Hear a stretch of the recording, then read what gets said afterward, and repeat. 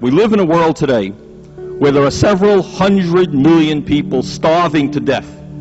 They're starving to death right now. All over this country today, there is a certain demoralization. And the demoralization is that some people believe that what goes on in the White House and what goes on in the Congress reflects the will of the American people.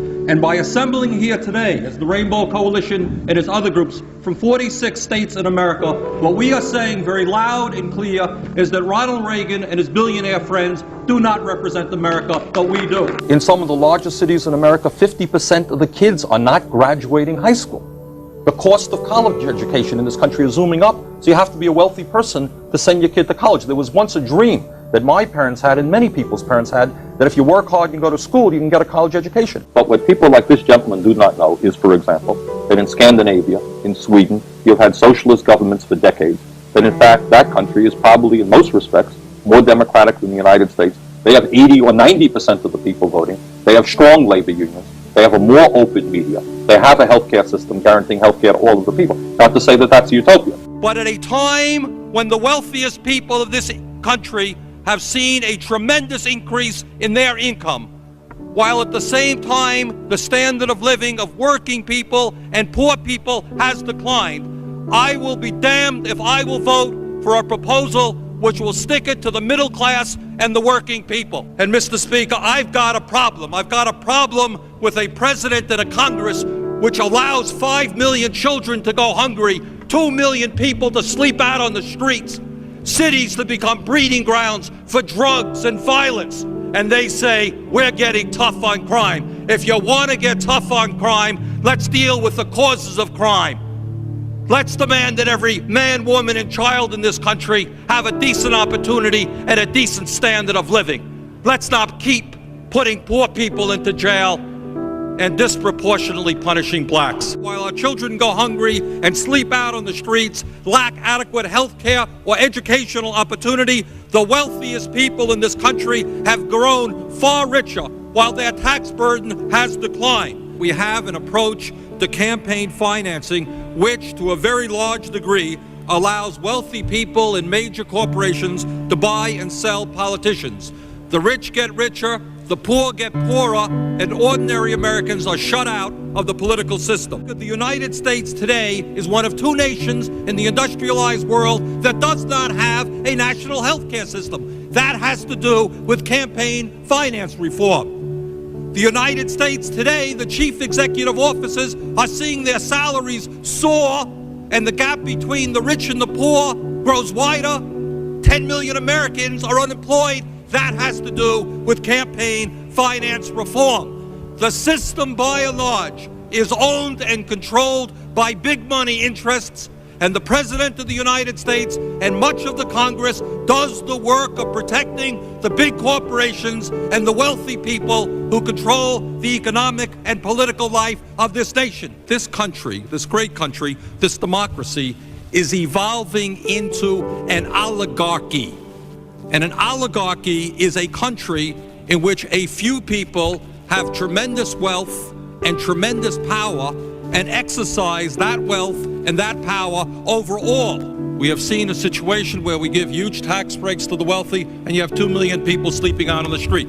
Billions of dollars into all kinds of obsolete weapon systems, and you have 5 million children who are hungry. Let us give hope to people in America today who have lost hope. Let us provide jobs for the jobless, housing for the homeless, food for the hungry. Workers in the United States today are working longer hours, significantly longer hours, taking less vacation time than they used to take. And is there any wonder why so many millions of Americans feel stressed out? They need to work longer hours, they need to work overtime in order to compensate for the real decline in their wages. Let's talk about welfare for the rich and the powerful.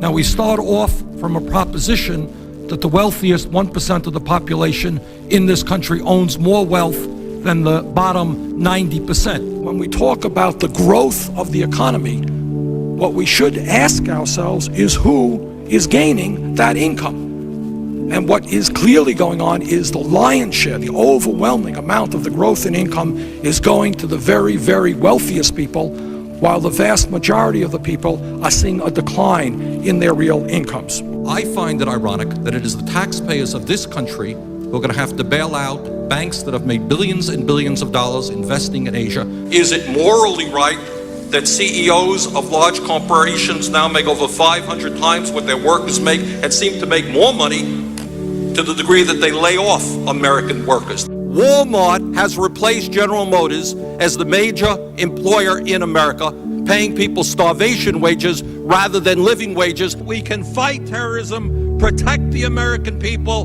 without undermining the basic constitutional rights which make us a free country. They understand that our trade policies are failing when they note that our trade deficit is huge and growing larger every single year. And it seems to me, Madam President, that before we go forward again in pursuit of a failing trade agenda, we might want to sit back, take a moratorium, understand why our trade policies are failing, and then put together trade agreements that work for the working people and the middle class of this country rather than just the CEOs of large multinational corporations. The wealthiest 1/10 of 1%, 1/10 of 1%, 300,000 men, women, and children now earn more income than do the bottom 150 million Americans. No matter how many children live in poverty, no matter how high the unemployment numbers are, they want more and more and more.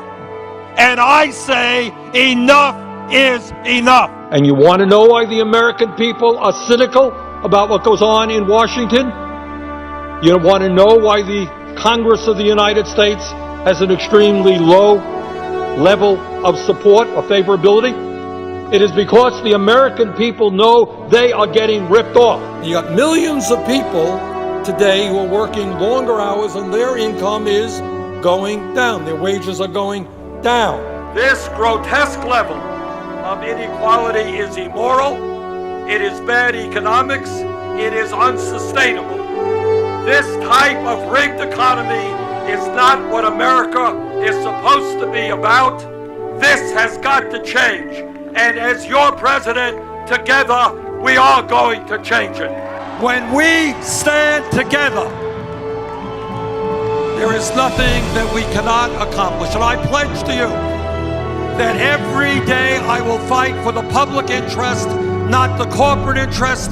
I will not abandon any segment of American society, whether you're gay or black or Latino, poor or working class, just because it is politically expedient at a given time.